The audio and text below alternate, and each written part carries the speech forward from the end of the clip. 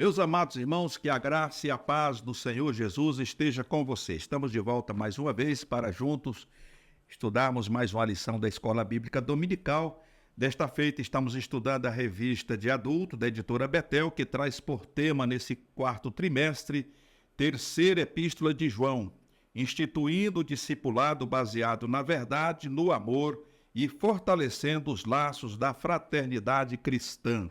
O comentarista desta lição é o pastor Alex de Melo Cardoso, e a lição de hoje, irmãos, é a lição de número 9, que traz por título O verdadeiro discípulo promove a comunhão. Então nós temos aqui o texto áureo que diz que oh, quão bom e quão suave é que os irmãos vivam em união. Salmo 133, verso 1. A verdade aplicada diz ainda, uma das marcas do discípulo de Cristo é o interesse e a busca em estar junto com os que também estão em Cristo. Ou seja, existe ou precisa existir uma comunhão entre os irmãos que fazem parte da mesma comum, né? Ou seja, da mesma comunidade, da mesma igreja, né? Então, essa comunhão, essa união, ela precisa existir, porque se houver divisão, não vai a lugar nenhum. Então, o texto aqui do Salmo 133, 1 diz que quão bom e quão suave é que os irmãos vivam em união. Então, não pode haver desavença, não pode haver nenhum tipo de situação que venha trazer algum desconforto para a comunidade cristã. E aí o segredo e tem que ser uma das marcas do discípulo de Cristo, é o interesse e a busca em estar junto com os que também estão em Cristo. Então, o irmão está em Cristo, eu estou em Cristo, então eu preciso ter comunhão com este irmão, porque juntos nós fazemos parte do corpo de Cristo. Amém?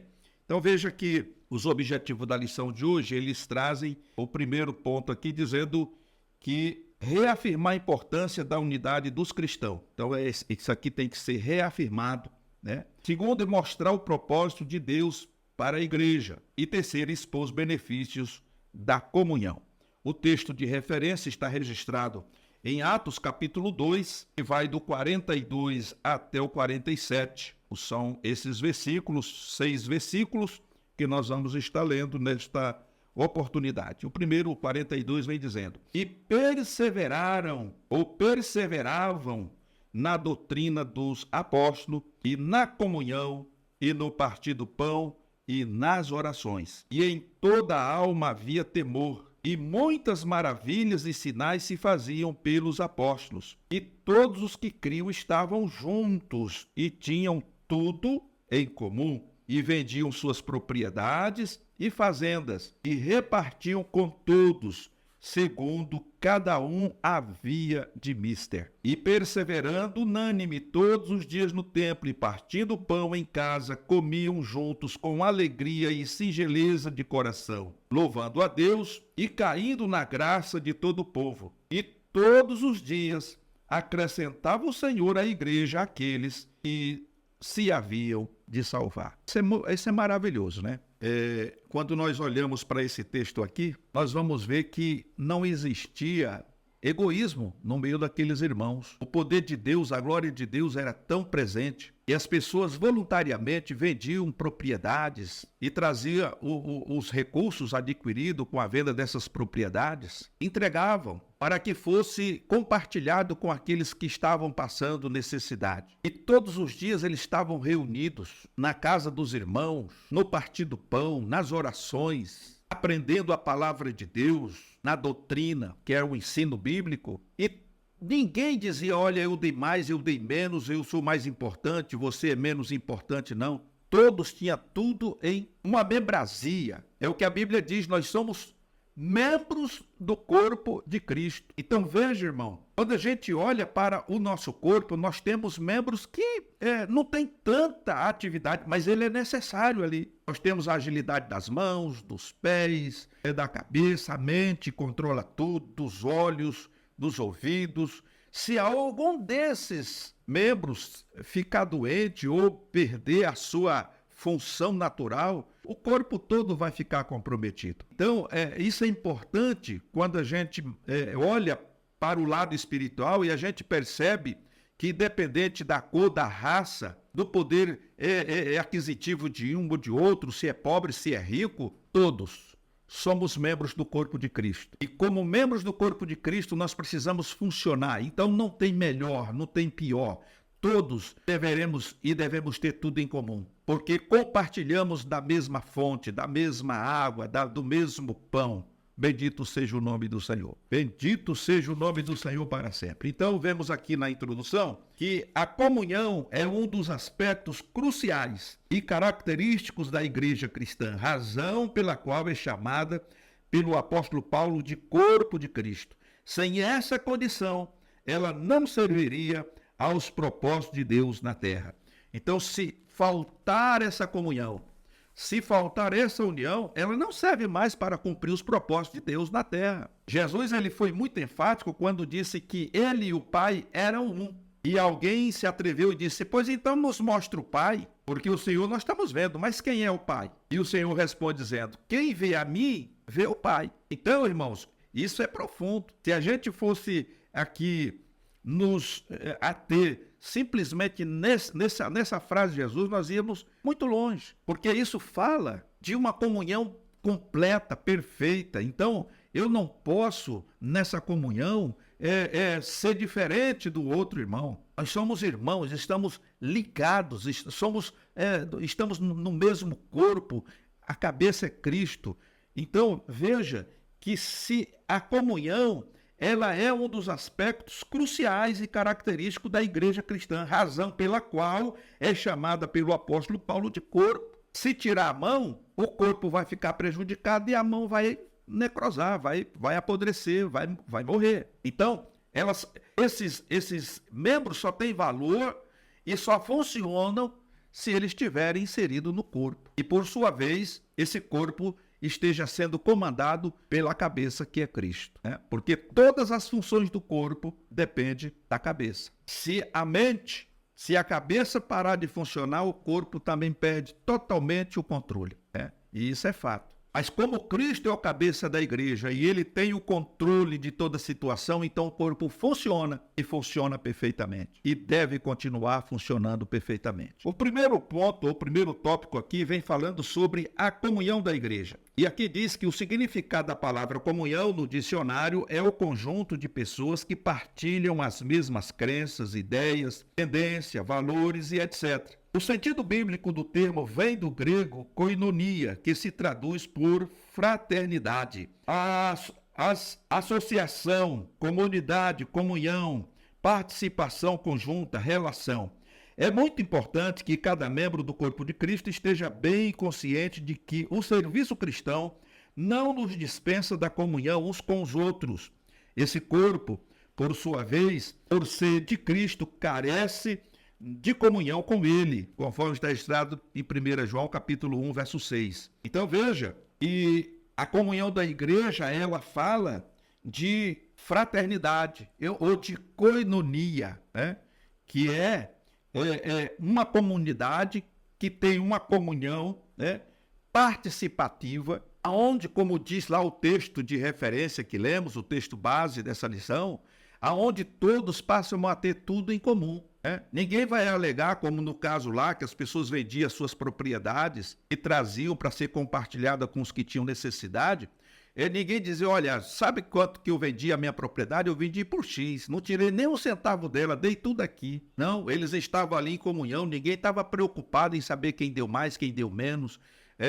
Não, porque ali era de acordo com a necessidade que as pessoas tinham. Então, todos tinham tudo em comum. E aí nós vemos no texto que eles se reuniam nas casas para adorar a Deus, comiam juntos, né, com alegria. E essa alegria, irmãos, ela precisa continuar, como está registrado aqui no texto, né? E em toda a alma havia temor, e muitas maravilhas e sinais se faziam pelos apóstolos. Veja, e uma igreja unida, uma igreja que está em plena comunhão com o Senhor e uns com os outros, a mão de Deus é estendida para operar milagres. Por intermédio dos apóstolos, muitos sinais e maravilhas eram produzidos ali. Por quê? Porque havia um só sentimento. Bendito seja o nome do Senhor. E muitas vezes nós estamos nos perguntando por que o Senhor não opera mais? Por que a gente não vê mais batismo com o Espírito Santo? Por que a gente não vê os doentes serem curados? O camarada entra doente e sai mais doente ainda. E muitas vezes passando, né, por problemas difíceis, né? Muitas vezes sendo constrangidos, e aquela pessoa não consegue realizar aquilo que ele almejava realizar e nem dar a cura que aquela pessoa precisava. E muitas vezes, como eu já tive a oportunidade de ver, a pessoa começa a terceirizar o problema para as pessoas. Olha, o Senhor não operou por conta da incredulidade de alguns irmãos aqui. Pode ser que sim, porque infelizmente, quando Jesus esteve aqui conosco, né, está registrado que muitas pessoas acompanhavam Jesus apenas para ver o que ia acontecer. Mas a igreja, irmãos, é diferente. A igreja ela precisa estar unida, ela tem que estar em comunhão e ela precisa ter apenas um só pensamento. Nós vamos orar agora para o Senhor trazer vitória, trazer a libertação para essa pessoa. Então a igreja vai orar, crendo que o Senhor é poderoso para fazer muito mais do que pedimos ou pensamos. Um outro versículo que nos chama a atenção aqui nesta lição, irmãos, é que todos os que criam estavam juntos e tinham tudo em comum. Então não existia aquele ciúme, inveja muitas vezes. Chegava alguém e falava: ó, irmão, espera aí, você acabou de chegar, acabou de aceitar Jesus e já está se achando? Não, espera aí, aqui assim, eu estou aqui há mais tempo, eu sou crente aqui há mais tempo, então primeiro eu, depois você, ou depois fulano e cicrano e depois você. Não, mas está dizendo aqui que todos os que criam estavam juntos e tinham tudo em comum. E aí vem o versículo 45 dizendo: vendiam suas propriedades e fazendas e repartiu com todos, segundo cada um havia necessidade. Aqui está de mister, né?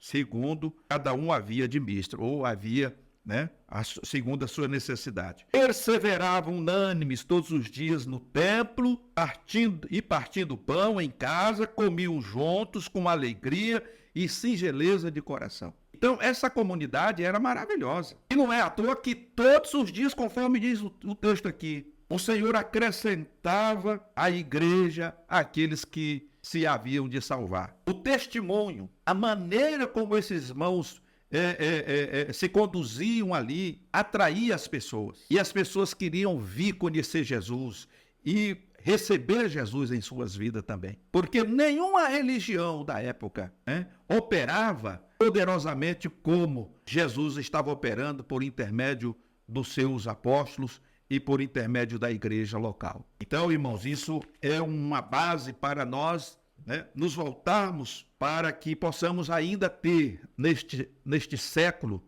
né, nesta última era da igreja, pessoas, né, vindo para Jesus sem aquela imposição, muitas vezes, sem ameaça, né? Como muitas vezes a gente vê: se você não aceitar Jesus, você vai para o inferno, você vai para lá, você vai, aí isso acontece.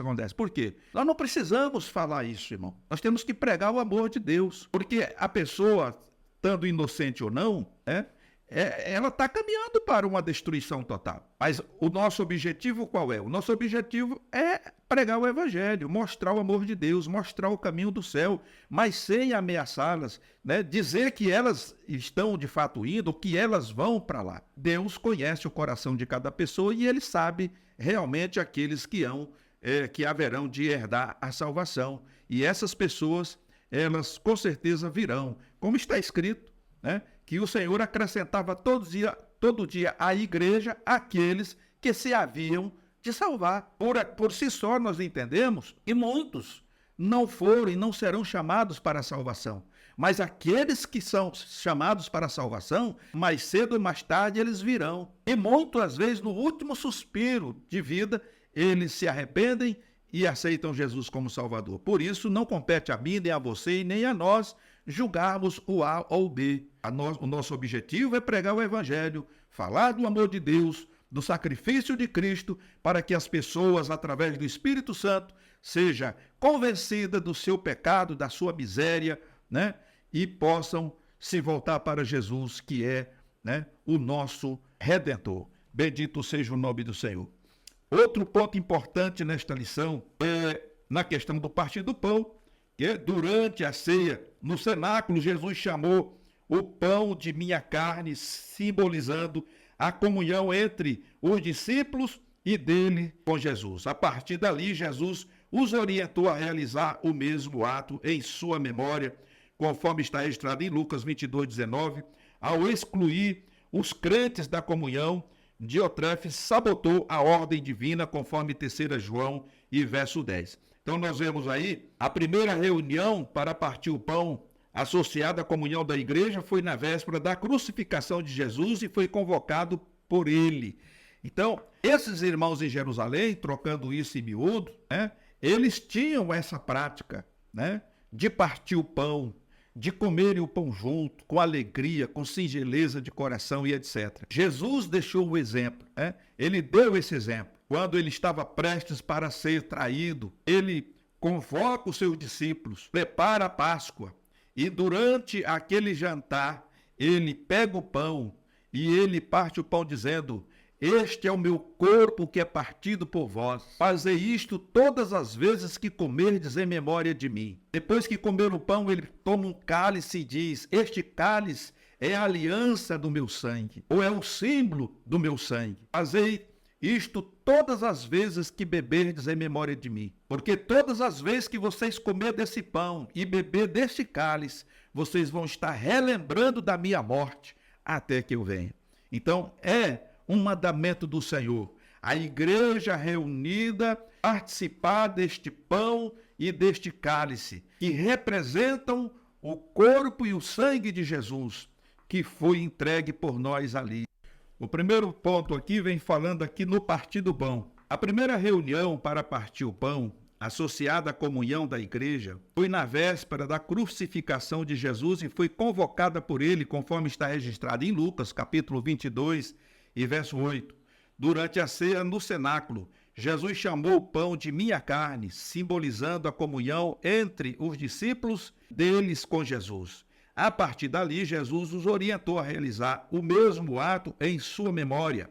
Lucas capítulo 22:19. Ao excluir os crentes da comunhão, Diotrefes sabotou a ordem divina, 3 de João, versículo 10. Então nós vemos, irmãos, que a ceia é o partir do pão, a comunhão que deve ser o estilo de vida dos crentes em Jesus, o cabeça do corpo, conforme registra Colossenses capítulo 1, verso 18. Fomos criados por Deus para o relacionamento e comunhão com Ele, e a natureza relacional do ser humano e sua transcendência exige o culto. Eis porque, quando não adoram o Deus verdadeiro, os seres humanos elegem Deus falsos e filosofias vãs. A mesa é um dos maiores símbolos de comunhão. Foi nela que Cristo partiu o pão em unidade com seus discípulos, conforme está registrado em Mateus 26, 19 e 20. Então, meus amados irmãos, nós vemos que ali em Atos dos Apóstolos, os irmãos reunidos nas casas partiam o pão com alegria, com singeleza de coração. Essa comunhão, ela era perfeita. E essa comunhão precisa ainda existir no meio da igreja odierna. O símbolo que o Senhor apresenta aqui através do pão e do cálice é um símbolo que precisa, é um mandamento, inclusive, que precisa ser cumprido na íntegra até que Jesus volte. Pois ali, quando é preparado ali a Páscoa, o Senhor reunido ali com seus discípulos, que foi convocado por ele, pega o pão e diz: este é o meu corpo que é partido por vós. Fazei isto todas as vezes que comerdes em memória de mim. Depois de cearem, de comer o pão, ele pega o cálice e diz: este cálice é a nova aliança do meu sangue. Fazei isto todas as vezes que beberdes em memória de mim. Porque todas as vezes que vocês comer deste pão e beber deste cálice, vocês vão estar anunciando, a morte do Senhor Jesus até que ele venha. Então, essa comunhão precisa existir. E eu não diria que isso tem que ser apenas uma vez por mês, quando nós nos sentamos à mesa para participar da Santa Ceia do Senhor. Mas essa comunhão, ela precisa ser intrínseca todos os dias, todas as semanas, e todos os meses, e todos os anos até a volta de Jesus. Não é uma coisa que tem que ser simplesmente aparente naquele dia em que todo mundo ali pega um pedacinho de pão e e um pequeno cálice com o suco de uva, que simboliza o sangue e o corpo de Cristo. Mas essa comunhão precisa existir no amor, na caridade, na piedade, porque, afinal de contas, nós somos membros do corpo de Cristo e, como membros, precisamos estar unidos e trabalhando num só sentido para que o nome do Senhor seja glorificado. Outro ponto aqui é nas orações. Diz aqui o ponto 2, e a oração é uma atividade espiritual que promove a comunhão, seja individualmente ou em grupo. No primeiro caso, acontece quando estamos em comunhão com Deus, sendo a oração o canal desse relacionamento, conforme está registrado em Mateus capítulo 6, verso 6. No segundo, é uma unidade da igreja quando está reunida no mesmo propósito, Atos 2:42. Foi por meio da oração que Jesus pediu ao Pai para que nós nos tornássemos um entre nós mesmo e um com Ele, conforme está registrado em João 17:11. Esse desejo de Jesus era a sua prática de vida e ministério, pois estava constantemente em oração e comunhão com o Pai, em momentos bons ou difíceis, conforme Mateus 26:39. O corpo de Cristo é a igreja unida que se conecta com o cabeça pela oração, o que Diotrefes ignorava, pois não prezava os irmãos e, ao invés de reunir-se com eles, os lançava fora da igreja. Gaio e Demétrio amavam a comunhão, por isso recebiam e hospedavam não só os irmãos, mas os estranhos, dando mostras do verdadeiro amor cristão. Então nós vemos nesse tópico aqui que a oração ela tem que fazer parte da vida da igreja, tanto individualmente, cada irmão, cada irmã, mas também naquela oração coletiva, num só objetivo, para que as mãos de Deus sejam estendidas para operar os milagres. Fato esse que acontecia na primeira igreja, na igreja ali, quando os apóstolos, eles pregavam, quando eles estavam ensinando, os milagres estavam acontecendo porque ali havia uma vida de oração, né? Havia dedicação, né, à oração e ao aprendizado, ao ensinamento, conforme vimos no texto. E isso é importante. Um outro sim que precisamos levar em conta é que a oração ela tem que ter objetivo. Muitas vezes nós nos reunimos na igreja ou no templo e vamos orar, irmãos, por tal situação. E no momento da oração, um está orando pelo Pedro, outro está orando pelo Antônio, outro está orando pelo Manuel, outro está orando pela morte da bezerra, né? Enfim, a oração, irmãos, tem que ter objetivo.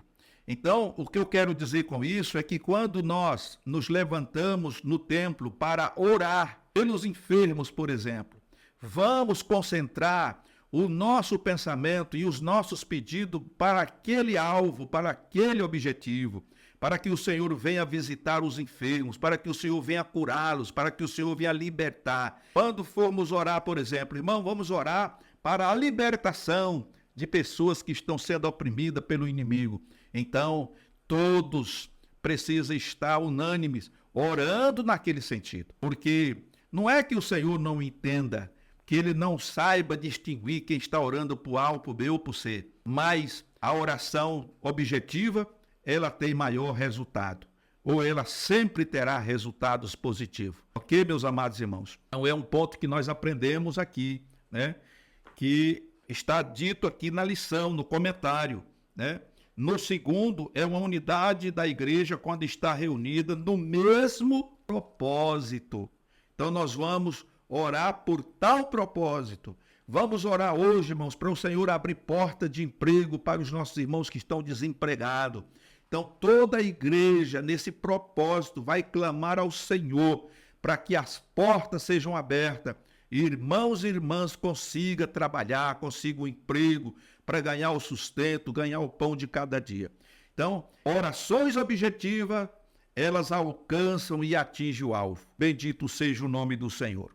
Um outro ponto aqui é na questão da doutrina, do ensinamento dos apóstolos. Então, Lucas frisa que os crentes da igreja primitiva se dedicaram ao ensino por meio da comunhão. O termo no grego didaque significa ensino, doutrina, instrução nas assembleias religiosas dos cristãos. Havia no início da igreja uma comunhão com propósitos doutrinários, que passou a fazer parte do estilo de vida da igreja que perseverava, o que era perseverar na doutrina dos apóstolos. Então, isso aqui também é importante. Quando a igreja ela é doutrinada, ela é ensinada da maneira certa, da maneira correta, os irmãos aprendem a como fazer as coisas, né? A se dedicarem mais à obra do Senhor, né? A deixar de lado, muitas vezes, o egoísmo, né? Deixar de lado, muitas vezes, o pecado da inveja, né? Do orgulho. As pessoas se tornam mais dependentes do Senhor, as pessoas se tornam mais amável, né? Mais amigável. E isso faz parte da igreja. A igreja precisa ter essas qualidades. E veja, irmão, que segundo o texto básico, era isso que atraía as pessoas para a comunidade, né? Porque as pessoas, elas viam tudo aquilo que Deus estava operando por intermédio dos apóstolos. Então as pessoas sentiam um desejo de conhecer e de fazer parte daquela comunidade. Então o texto diz que a cada dia o Senhor acrescentava aqueles que haviam de se salvar. Bendito seja o nome do Senhor. Um outro ponto aqui no tópico de número 2, nós vamos ver sobre a questão da vida em comunhão. Veja que a igreja é uma comunidade de fé e nasceu com esse caráter. Eles andavam, oravam e comiam juntos. A comunhão era um estilo de vida da igreja primitiva e essa modalidade não expirou. A comunhão é uma ordem divina que promove bênção, conforme está no Salmo 133, e o desejo de Jesus, conforme João 17. Esse estilo de vida levou a igreja a um novo patamar espiritual e ministerial. Achares a simpatia que atraía os não crentes, fazendo a igreja crescer, conforme está registrado em Atos, capítulo 2, versículo 47. Esse charis, ele vem de carisma. O carisma era tão grande que as pessoas, né, eles eram atraídos para fazer parte da igreja. Por isso que está escrito lá, e a cada dia, não era um dia assim e outro não, ou era um dia hoje e outro só na semana que vem, mas diz que a cada dia o Senhor acrescentava aqueles que haviam de se salvar, porque eles eram atraídos por esse amor diferente, por essa comunhão gloriosa, que era diferente. E isso é importante. Isso é muito bom que exista, porque conforme o comentarista, isso não acabou, não extinguiu, não. Ela só precisa ser renovada, colocada em prática. E renovada, eu quero dizer que não é inovada. Ela precisa ser colocada em prática nos dias atuais. Porque quem faz a obra e completa a obra é o Senhor. Nós precisamos fazer a nossa parte, e nos ater àquilo que o Senhor colocou nas nossas mãos para realizar. Um outro ponto importante é concernente à reverência. Os prodígios e sinais que Deus efetuava na igreja gerava temor da própria comunidade de fé, conforme está em Atos 5, e dos de fora. Essa reverência é condição indispensável no relacionamento do cristão com Deus, o que Diotrefes desprezava a olhos vistos, razão pela qual era irreverente no trato com a igreja de Cristo. A reverência está vinculada à santidade, caráter que a igreja que será buscada por Jesus deve ter, conforme Efésios 5:27. Então veja, essa reverência, essa preza, e essa reverência era algo inato na igreja. Porque uma coisa, irmão, é você ouvir falar, e outra coisa é você ver com seus próprios olhos. Veja o caso de Ananias. Naquele auge ali, naquele apogeu, quando as pessoas estavam ali vendendo as suas propriedades, trazendo, os recursos para que fossem compartilhados ou distribuídos conforme a necessidade das pessoas que estavam ali, entre elas muitas viúvas e órfãos, Ananias e Safira resolveram vender uma propriedade. Mas quando venderam essa propriedade, eles resolveram tirar parte, daquilo que tinha, do valor que tinha sido vendido, e levou esse dinheiro para a igreja. Não, agora precisa analisar uma coisa, irmão. Ele poderia ter ficado com todo o dinheiro, mas ele mentiu ao Espírito Santo, porque o que ele propôs no coração foi vender a propriedade e levar todo o dinheiro. mas agora ele reteve parte. E chega lá, quando ele é inquirido pelo apóstolo, ele diz, não, eu vendi, portanto. Então ele mentiu. Mentiu a Pedro, mas na verdade ele mentiu ao Espírito Santo. E o Senhor, por que você deixou Satanás induzir ou te influenciar para fazer isso? A propriedade não era sua? Se você vendesse por tanto ou por Y, esse dinheiro não seria seu? Então por que você está mentindo? Você mentiu ao Espírito Santo. E aquela mentira custou a vida dele. Porque ele poderia ter chegado lá, olha, apóstolo, eu vendi a propriedade, portanto, mas eu resolvi tirar desse dinheiro uma parte para fazer isso, isso e isso, e essa outra parte aqui eu quero dedicar à obra do Senhor. Mas ele mentiu, ele disse que tinha vendido por aquele valor. Então, aquele milagre triste e horrível aconteceu com ele, porque ele morreu. E ele tinha combinado com a esposa para dizer que tinha sido vendido exatamente por aquele valor que ele já tinha dito lá na frente, lá para o apóstolo Pedro. E quando a mulher chega, Safira, quando a mulher dele chega, pergunta para ela, é verdade que vocês venderam a propriedade por X? E ela fala assim. Ele falou, pois aí estão os pés, ou estão aqueles que levaram o teu marido para sepultar e vão te levar também. Então isso trazia temor. E esse temor, eu quero deixar claro aos irmãos que temor não é medo, mas temor é respeito. Você respeita aquilo que você está vendo, porque você sabe que é algo sobrenatural e que você não vai se meter a bobo de querer ultrapassar o limite. Falou, opa, peraí, o negócio aqui é sério. Então, sabendo que Deus operava os milagres, as pessoas elas tinham reverência e prezava aqueles que estavam sendo usados pelo Senhor. Bendito seja o nome do Senhor para sempre. Um outro ponto importante aqui é sobre o experimento sobrenatural. A sobrenaturalidade era e continua sendo a marca da igreja de Deus. Muitos sinais e prodígios aconteciam no meio dela através dos apóstolos. O que antes eles testemunharam com Jesus, agora com o nascimento da igreja, passava a ser realizado por eles, conforme está registrado em Atos 3, 6 e 7. As experiências sobrenaturais e o poder de Deus eram meios de convencer os não crentes, além de mostrar a autoridade da igreja. Mas para Diotrefes, o que importava era exibir o seu superpoder humano por meio de ameaças e intimidações.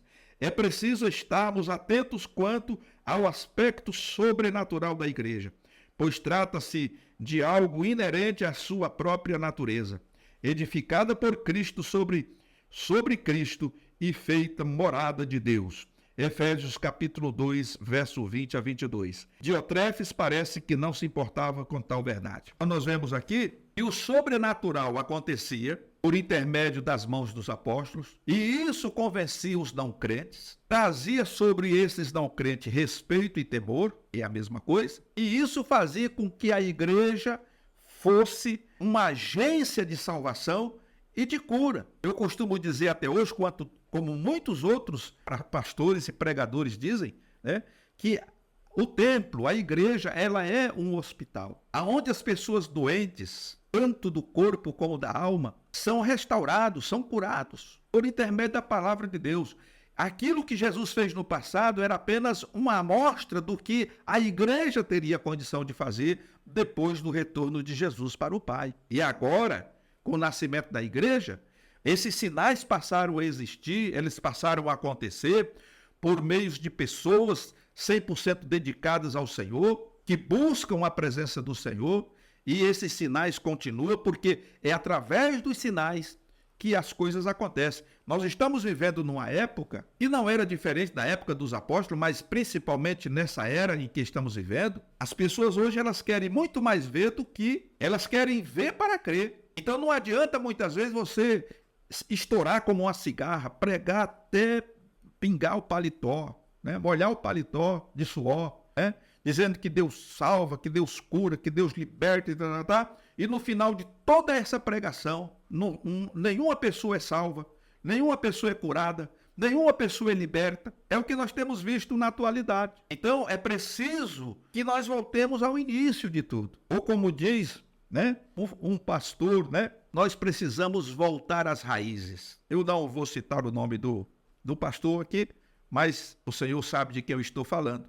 ele diz: irmãos, nós precisamos voltar às raízes. Nós subimos muito e hoje estamos lá nos galhos, mas o segredo está na raiz. E quando se fala de raiz, a gente fala de submissão, de comunhão, de jejum, de oração. Quando você olha para trás, se você é aquele irmão que já tem aí seus 50 anos de fé, você com certeza na sua juventude, na sua adolescência, como eu, por exemplo, você vai lembrar que os nossos pastores eram pessoas que oravam muito. É uma expressão apenas, oravam muito, porque eu acredito que eles oravam o suficiente para que durante as reuniões, numa escola dominical, por exemplo, enquanto, né, o professor estava ali na frente ministrando aquela aula, as pessoas estavam tão absorvidas no conteúdo, naquele ensino, que de repente o Espírito Santo começava a batizar. Jesus começava a batizar crentes com o Espírito Santo. Mas, por outro lado, a igreja estava reunida,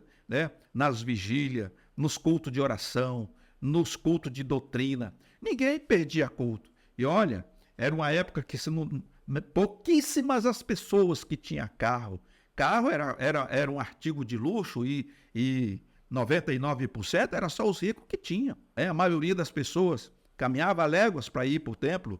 Não existia igreja em cada esquina, como hoje nós temos, né? Que você tem rua aí que tem 3, 4, 5 igrejas de diversas denominações, estão ali. Não, tem que caminhar, muitos irmãos iam a pé, outros de bicicleta, outros montados no jumento, outros de charrete, né? Era assim aquele tempo. Mas as pessoas não pediam culto não, irmãos. Era coisa santa mesmo, era coisa, né? Tinha interesse.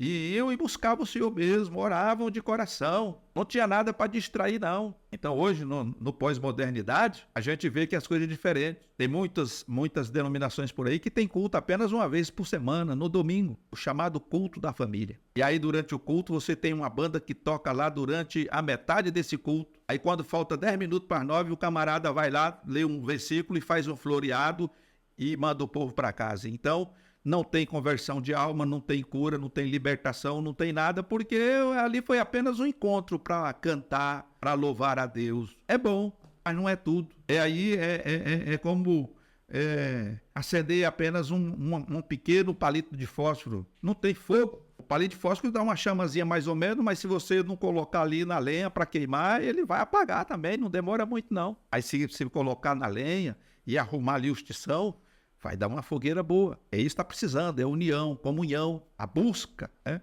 do Senhor. Então nós vemos aqui que esse Diotrefes, e eu não estou nem fazendo questão de falar muito dele, porque nós já falamos, né, durante toda essa lição, vem tratando dessa pessoa de mau caráter, dessa pessoa que se achava, né, o bambambam, que era a pessoa, o centro, né, o centralizador, aquele que centralizava tudo nele. Então nós estamos falando de obreiros que realmente querem compromisso com Deus, né? Assim como Gaio, né? Como Demétrio, pessoas que acatavam, né, a direção da liderança, né, que acatava as ordenanças que vinha da igreja mãe, da sede, e cumpria na risca, e que eram dedicados não só à igreja, mas ao seu pastor-chefe. Estava ali pronto para atender, né, tudo aquilo que o seu pastor-chefe viesse, né, pedir para que fosse feito, né? Não questionava, como no caso desse mau obreiro aqui. Bendito seja o nome do Senhor. Um outro ponto importante que fala aqui também sobre conviver em comunidade. Veja que a igreja é uma comunidade cristã, um ambiente de fé onde a vida deve ser compartilhada, que eles sejam um. Jesus pediu ao Pai, conforme está registrado em João 17:11. Antes de iniciar seu ministério, ele mesmo nomeou 12 homens para que estivesse consigo, conforme está registrado em Marcos 13:14. Partilhando o chamado, os primeiros cristãos começavam a moldar esse novo modo de viver, passando a ter tudo em comum, ou seja, a viver sob o koinós, termo grego que significa comum, ordinário, compartilhado por muitos. Esse era o espírito sob o qual Gaio vivia como um obreiro generoso e hospitaleiro que dava abrigo aos missionários em sua casa, conforme 3 de João e versículo 5. Essa questão aqui sobre hospitalidade, ela é muito importante na vida do cristão. Logicamente, nós estamos vivendo uma época muito difícil, muito complicada, né? Eu me lembro que antigamente as pessoas que vinham de outras regiões, né, era recebido na casa do pastor. Casa pastoral geralmente era uma casa preparada, com vários cômodos. Por quê? Porque sempre ela era uma casa que estava recebendo irmãos e irmãs que vinham de outras regiões, dos interior, né, muitas vezes distante, para tratamento médico, ou pastores, missionários que vinham de outras regiões e não tinha dinheiro para ir para o hotel. Então, eles se hospedavam na casa do pastor. E essa hospitalidade, ela já era exercida no tempo dos apóstolos, quando nós vemos ali no texto que os irmãos se reuniam nas casas, né? Partiu o pão com alegria e singeleza. Então, não havia esse negócio, irmão, que hora que você vai embora? Não, então existia ali, a casa era de todos, todos tinham tudo em comum, né? Hoje é diferente, hoje é complicado. Existem muitos falsos obreiros, muitos falsos mestres. E muitas vezes eles procuram uma oportunidade para poder lesar aqueles que estão hospedando a ele. Então, geralmente, nos dias que estamos vivendo, né, muitas vezes, a maioria das pessoas não tem acesso à casa do pastor, né? O pastor mora muitas vezes num condomínio fechado, né? Muitas vezes mora num prédio de apartamento, né? Então, são pouquíssimas as pessoas, né, que têm livre acesso à residência do pastor. Então, quando chega alguém de fora, ou é mesmo convidado, né, dependendo do grau, né, de comunhão que esse pastor tenha com aquele outro, às vezes ele é convidado para ficar na casa do pastor, mas na maioria das vezes ele vai para um hotel, fica no hotel, né? Porque não se pode mais, né, confiar 100% nas pessoas. Já diz um adágio popular aí que as pessoas precisam confiar desconfiando. Nessa época não existia isso, né? As pessoas não tinham esse cisma, né? Mas hoje tem. E hoje há uma época de preocupação. E nós temos N casos, se a gente fosse elencar aqui, a gente ia ficar muito tempo falando de família de pastores e pastores que foram sequestrados por pseudos obreiros que vieram, se apresentaram como pastor de uma denominação tal e fizeram todo aquele salamaleque, caíram na graça e quando eles tiveram a primeira oportunidade, eles praticaram o mal, né? Roubaram a igreja, sequestraram o pastor, né? Então hoje isso é um meio de segurança. Nós estamos vivendo uma época muito difícil. Infelizmente, tem que ser assim. E precisa ser assim, todo cuidado é pouco. Por outro lado, irmãos, aqui no terceiro tópico, nós temos a questão dos objetivos da comunhão. A comunhão quebra o egoísmo, pois funciona pelo altruísmo ou como ensina o apóstolo Paulo em Filipenses, capítulo 2, versos de 3 a 4. Considere os outros superiores a si mesmo. Não atente cada um para o que é propriamente seu, mas cada qual também para o que é dos outros. Então nós vemos aí, nesse ponto, que o apóstolo Paulo, ele vem nos orientando e nós precisamos ter cuidado com os nossos irmãos, né? Quando ele diz, não atente cada um para o que é propriamente seu, mas cada qual também para o que é dos outros. Então, aquilo que é bom para mim, nesse ponto de vista, eu preciso desejar para os outros e trabalhar para que ele também tenha. Porque já que somos membros do corpo de Cristo, por que eu posso ser assim e o outro tem que ser assado? Um outro ponto importante é que muitas vezes nós temos pecado, é que dentro da comunidade cristã nós temos pessoas que são ricas ou pessoas que têm um patamar financeiro bom, né? E temos pessoas muitas vezes pobres e morando muitas vezes em situações difíceis, muitas vezes pessoas morando até abaixo da linha de pobreza. E um dos pecados que nós cometemos é não atentarmos para essa situação, pois o apóstolo está dizendo que se eu posso ajudar uma pessoa, né, a melhorar a situação daquela pessoa, dar condições daquela pessoa viver com dignidade, e eu não faço, eu estou pecando. Porque aí eu estou deixando de amar ao próximo como eu estou amando a mim, porque eu estou bem,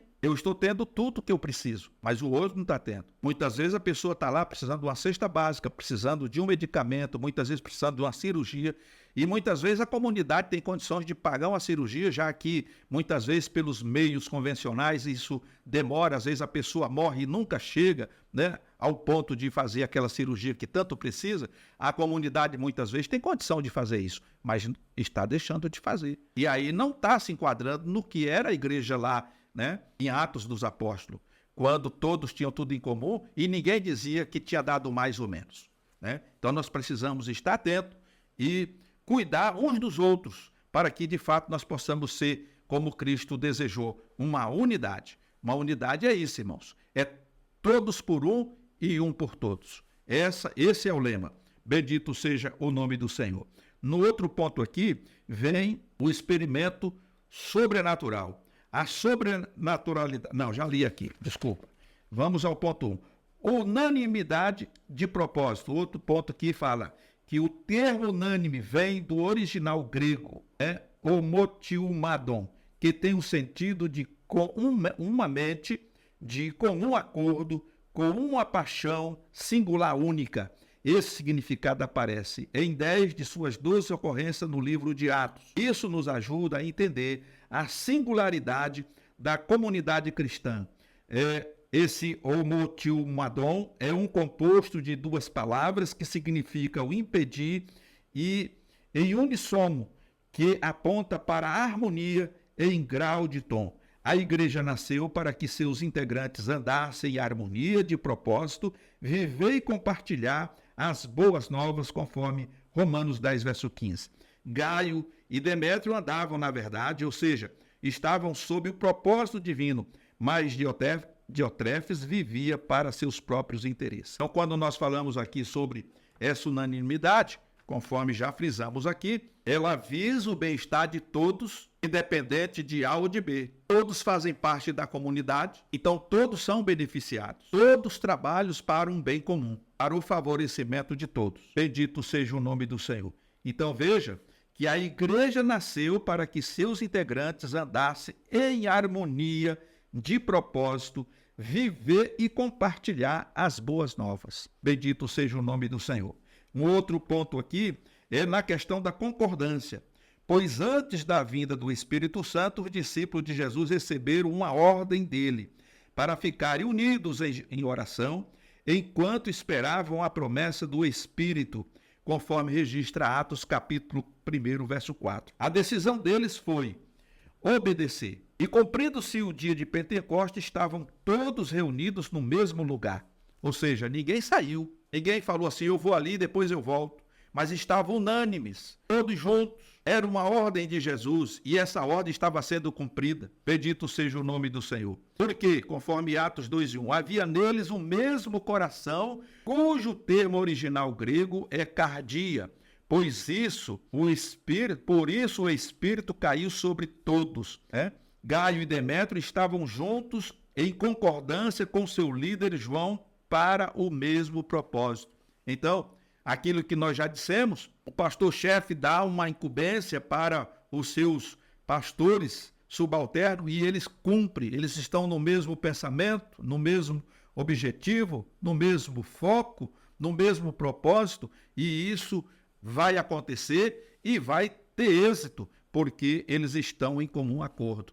Foi o que aconteceu ali no dia de Pentecostes. O Senhor disse, vocês permaneçam em Jerusalém, até que do alto vocês sejam revestidos de poder. A partir daí, vocês têm a liberdade de pregar o evangelho em Jerusalém, em Samaria, na Judéia, na Samaria e até os confins da terra. Então eles obedeceram, como diz o profeta, obedecer melhor do que sacrificar. Bendito seja o nome do Senhor. E por último, louvor a Deus. Louvar a Deus era uma das expressões de alegria e gratidão manifestadas pelos irmãos da igreja primitiva. Atos capítulo 2, 47. Havia consciência de que era Deus quem estava agindo e não qualquer pessoa da igreja, ainda que fosse um de seus líderes mais proeminente, conforme Romanos 11, 36. Sendo um deles, João tinha esse entendimento e denunciou a motivação errada de Diotrefes, que gostava de ser o mais importante entre eles, conforme 3 de João, versículo 9. Então nós vemos aqui que louvar a Deus era uma das expressões de alegria e gratidão manifestada pelos irmãos da igreja primitiva. Louvor é bom e é muito melhor ainda quando a igreja louva o Senhor com corpo, alma e espírito, não só de boca, né? Mas que nós possamos dar o melhor de nós, o nosso melhor culto para Deus, agradecido por tudo quanto Ele já fez e está fazendo e ainda fará.